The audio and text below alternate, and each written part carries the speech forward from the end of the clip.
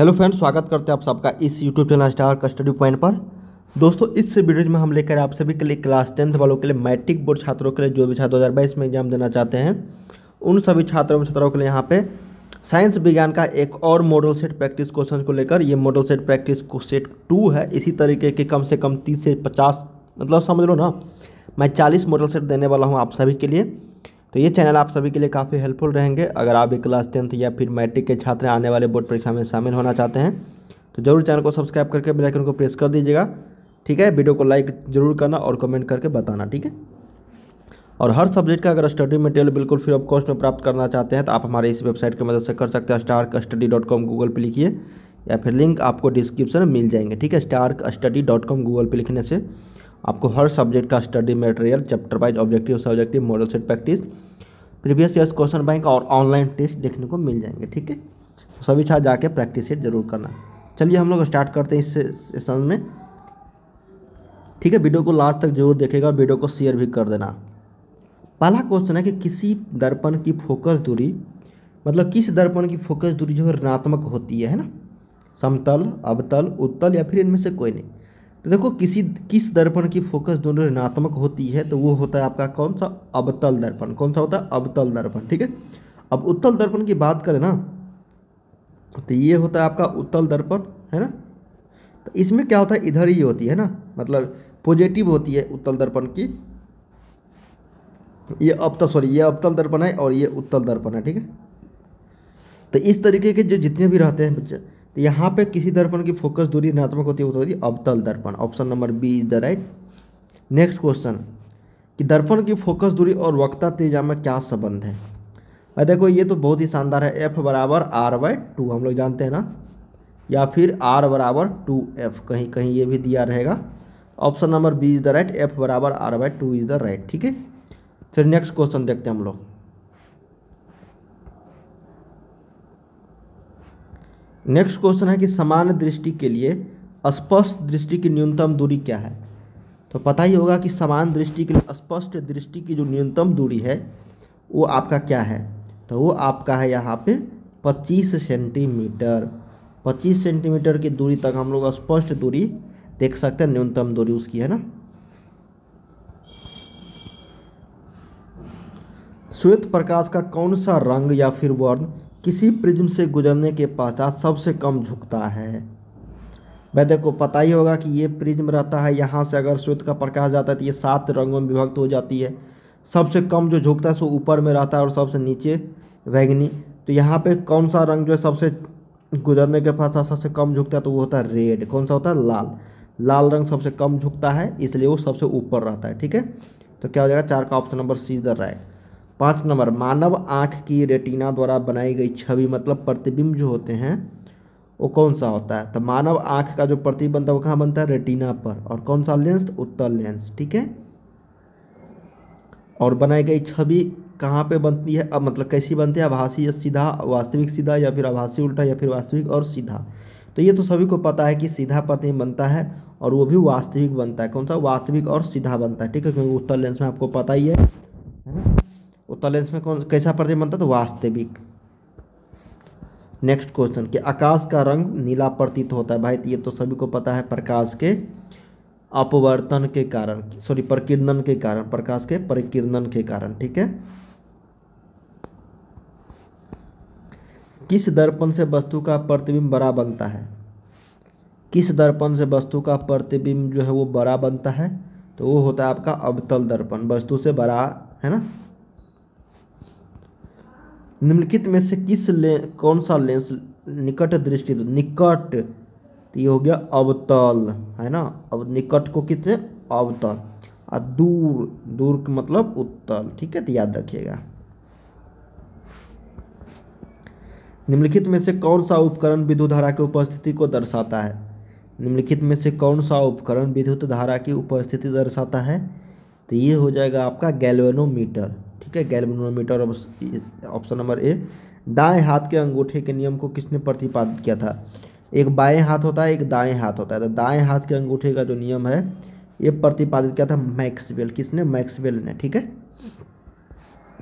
विभवांतर का ऐसे मात्रक, तो विभवांतर का जो ऐसे मात्रक है यहाँ पे आपका क्या हो जाएगा, वोल्ट, क्या हो जाएगा वोल्ट, ठीक है। निम्नलिखित में से किस संयोजन में प्रतिरोध का मान बढ़ता है? तो भाई पता ही होगा, श्रेणी क्रम द्वारा, श्रेणी क्रम में अगर जोड़ते हैं तो वो मान बढ़ता है प्रतिरोधों का। लेकिन अगर धारिता रहता तब बताओ, तो ये होता था समानता क्रम, ठीक है। इसमें होगा ये श्रेणी क्रम।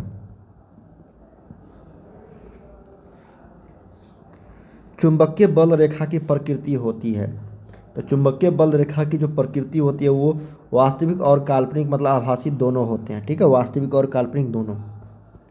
1 किलोवाट घंटा किसके बराबर होता है? तो 1 किलोवाट घंटा जो होते हैं वो 3.6 गुने 10 के बराबर 6 जूल के बराबर होता है ना।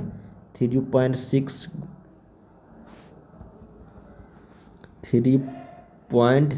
गुने 10 के पावर 6 जूल बराबर 1 किलोवाट घंटा, ठीक है। और ये क्या है? ऊर्जा का मात्रक, व्यवहारिक मात्रक है। ऑप्शन नंबर यहाँ पे सी हो जाएगा, ठीक है। नवीकरणीय ऊर्जा का स्रोत, अरे वाह, सौर ऊर्जा, जैसी मिलेगा सौर ऊर्जा मार देना। नवीकरणीय जो जिसको हम लोग बार बार प्राप्त कर सकते हैं। कौन सा लेंस अपसारी, अपसारी, अभिसारी, उत्तल, अपसारी, अवतल, ठीक है। अपसारी, अ से अवतल, अ से अपसारी, अभिसारी, ये हो जाए क्या? अभिसारी, ठीक है। ये कौन सा लेंस अपसारी, तो ये अवतल हो जाएंगे। नेक्स्ट क्वेश्चन, प्रकाश का प्राथमिक वर्ण कौन सा है? तो प्रकाश का प्राथमिक रंग लाल, नीला, हरा, ये सारे हैं, क्या है? सारे। तो उपरोक्त में से सभी हो जाएंगे। आर, बी, जी, ये प्रथम हो जाता है, और सेकेंड द्वितीयक में होता है एम, सी, वाई, मैजेंटा, सियान और येलो, ठीक है। ऑप्शन नंबर डी यहाँ पे हो जाएंगे। निम्नलिखित में से कौन नेत्र का रंगीन भाग होता है? निम्नलिखित में से कौन जो है नेत्र का रंगीन भाग होता है? कॉर्निया, पुपिल, रेटिना या फिर आइरिस? तो ये होता है iris. Option number D is the right, iris, ठीक है। 1 HP बराबर है, तो 1 HP जो बराबर है वो 746 वाट के बराबर है। तो option number A is the right, 746 watt. 1 HP मतलब हॉर्स पावर, ठीक है। विशालक शीशा मैग्नीफाइंग ग्लास जो है क्या होता है? तो विशालक शीशा मैग्नीफाइंग जो ग्लास होता है वो आपका होता है उत्तल लेंस, क्या होता है? उत्तल lens. Option number B is the right.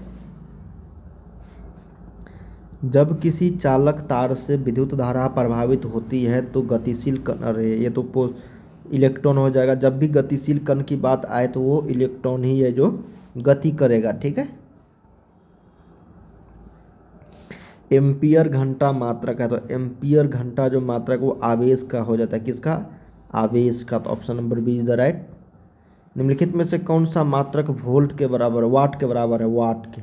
तो 1 वाट बराबर 1 जूल पर सेकेंड होते हैं, तो याद रखिएगा यहाँ पे। तो इसका ऑप्शन नंबर ए हो जाएगा, 1 वाट बराबर 1 जूल पर सेकेंड, या फिर जूल पर सेकेंड हम लोग बोल सकते हैं, ठीक है। विद्युत धारा का मात्रक होता है, तो विद्युत धारा का जो मात्रक होता है ना, ये होता है आपका एम्पियर, क्या होता है? एम्पियर। तो 24 का ऑप्शन नंबर ए।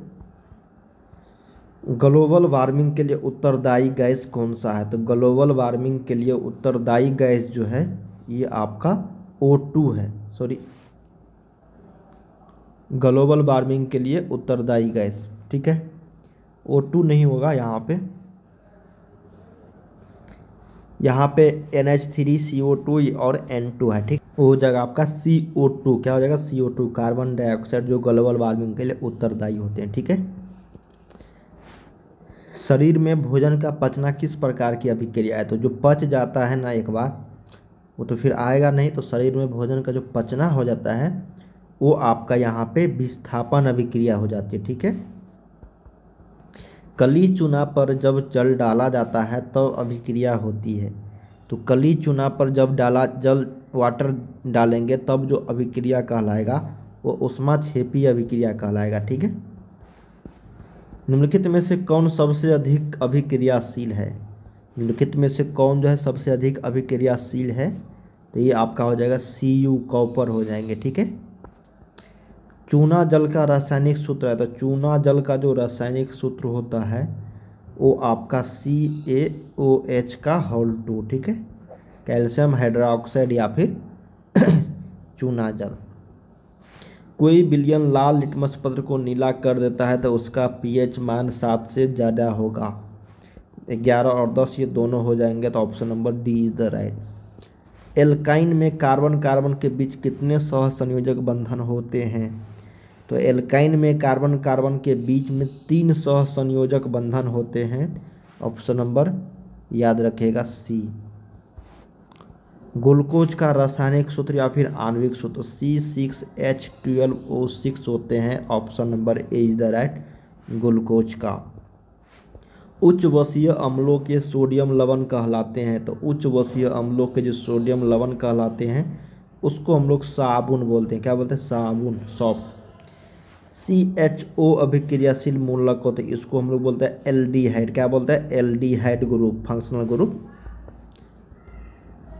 आवर्त सारणी के किसी आवर्त में बाएं से दाएं जाने पर तत्वों की जो परमाणु त्रिज्या होती है वो क्या होती है? आवर्त सारणी के किसी आवर्त में बाएं से दाएं जाने पर, है ना, अगर बाएं से हम दाएं जा रहे हैं तब तत्वों की जो परमाणु त्रिज्या होगी वो क्या होगी? तो वो घटती है। क्या होती है? घटती है। तो option number A is the right. निम्नलिखित तत्वों को उनके अधातु गुण के अनुसार बढ़ते क्रम में सजाए। ठीक है, अधातु गुण, ठीक है, लिथियम है, ऑक्सीजन, कार्बन, बेरिलियम और यहाँ पे फास्फोरस है ना। तो क्या होगा बताओ? फ्लोरीन है। निम्नलिखित तत्वों को उनके अधातु गुण के अनुसार बढ़ते क्रम में सजाए। तो सबसे पहले यहाँ पे कौन सा होगा बताओ? अधातु ग्रुप में, सॉरी, अधातु गुण के अनुसार। तो सबसे पहले यहाँ पे फ्लोरीन हो जाएगी, उसके बाद यहाँ पे सबसे पहले लिथियम, उसके बाद बेरिलियम, उसके बाद कार्बन, उसके बाद ऑक्सीजन, लास्ट में फ्लोरीन। ठीक है, option number B is the right यहाँ पे। सिलिकॉन क्या है? तो सिलिकॉन जो है एक उपधातु है, मेटेलॉइड है। निम्नलिखित में से कौन विद्युत धनात्मक तत्व है? तो विद्युत धनात्मक जो तत्व है वो आपका हो जाएगा Na, सोडियम। ठीक है। टिहरी बांध का निर्माण किस प्रदेश में किया गया है? तो टिहरी बांध का जो निर्माण है वो किया गया आपका उत्तराखंड में। किस पे? उत्तराखंड में। लास्ट क्वेश्चन है, 40 नंबर ये होगा। निम्नलिखित में से किस धातु को केरोसिन में डुबो कर रखते हैं? तो ये हो जाएगा सोडियम। ठीक है, तो यहाँ पे हम लोगों ने कितने क्वेश्चंस किए हैं? टोटल 40 क्वेश्चंस किए हैं, जो आप सभी के लिए लेटेस्ट मॉडल के सेट पर आधारित थे। ठीक है, एक आप लोग को 40 का ही जवाब देना है बोर्ड परीक्षा में। अगर 80 नंबर रहेंगे, 80 क्वेश्चंस रहेंगे तो इस वीडियो के माध्यम से उम्मीद करते हैं काफ़ी चीज़ आप लोग को सीखने को मिले होंगे। चलिए हम लोग नेक्स्ट वीडियो में मिलते हैं, इसके नेक्स्ट पार्ट को लेकर। पार्ट नंबर 3 है ना, मॉडल सेट 3। इसी तरीके के हम लोग सबसे पहले तो यहाँ पे मॉडल सेट चैप्टर वाइज वो सारी चीज़ मैं आप लोगों को बताने वाला हूँ। तो जितने भी छात्र हैं मैट्रिक के, इस वीडियो को जरूर शेयर कर दीजिए अपने व्हाट्सएप ग्रुप में, ताकि सभी छात्र इस तरह के प्रश्न को देख पाए और सभी का यहाँ पे 40 में 40 सही हो पाए। ठीक है, चलिए हम लोग नेक्स्ट वीडियो जो मिलते हैं। बाय बाय सभी को। वीडियो के डिस्क्रिप्शन में लिंक मिल जाएगा, जाकर आप लोग जरूर प्रैक्टिस सेट कीजिए।